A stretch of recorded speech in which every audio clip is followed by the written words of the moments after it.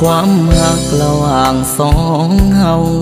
พอถึงเขาแม่เจ้าให้ไปขอสินสอดของอ้ายบ่พอขาดใจแท้นา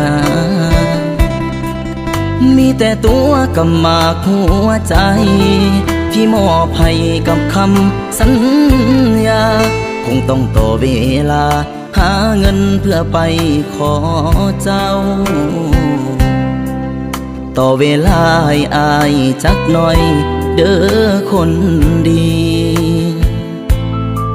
หักสองเฮาคงไปได้ดีตามแผนที่วางไว้มีแต่หักแม่เจ้าคงบ่เอาเพิ่นก็อยากให้ลูกสาวสบายจำเป็นต้องหยุดพักไว้พักใจสู้ข่าวต้นทุนของอายบ่คือเขาหักสองเฮาอย่าให้มันจางลงขอเพียงให้เจ้ามั่นคงต่ออายคนนี้เงินพ่อมือใดอายสิไปขอแต่งลาคำแพงฝากบอกพ่อกับแม่อายหักเจ้าหักจริงหักแท้อายให้สัญญาขอเวลาอีก2-3 ปีหักษาของดีเสื้อไผ่เด้อลาฮอดมือเฮานัดสัญญาขอน้องแต่งงานที่เหตุใดตอนนี้ก็คือเพิ่มหักเฮาเข้มแข็ง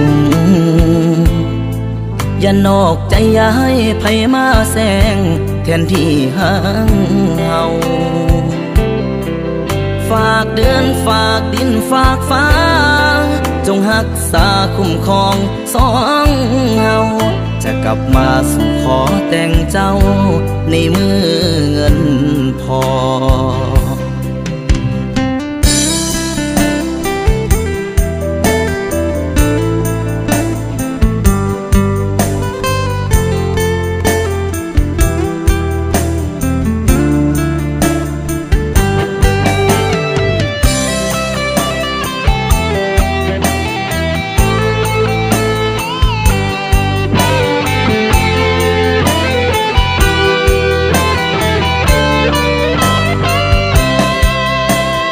ทุนของอายบ่คือเขา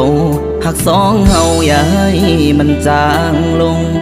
ขอเพียงให้เจ้ามั่นคงต่ออายคนนี้เงินพ่อมือใดอายสิไปขอแต่งลาคำแพงฝากบอกพ่อกับแม่อายหักเจ้าหักจริงหักแท้อายให้สัญญาอีก2-3 ปีหักษาของดีเสื้อไผ่เด้อลาฮอดมือเฮานัดสัญญาขอน้องแต่งงานที่เหตุใดตอนนี้ก็คือเพิ่มหักเฮาเข้มแข็งอย่านอกใจอย่าให้ไผมาแซงแทนที่ห่างเฮา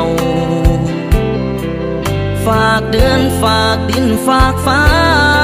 จงรักษาคุ้มครองสองเฮาจะกลับมาสู่ขอแต่งเจ้าในมือเงินพอ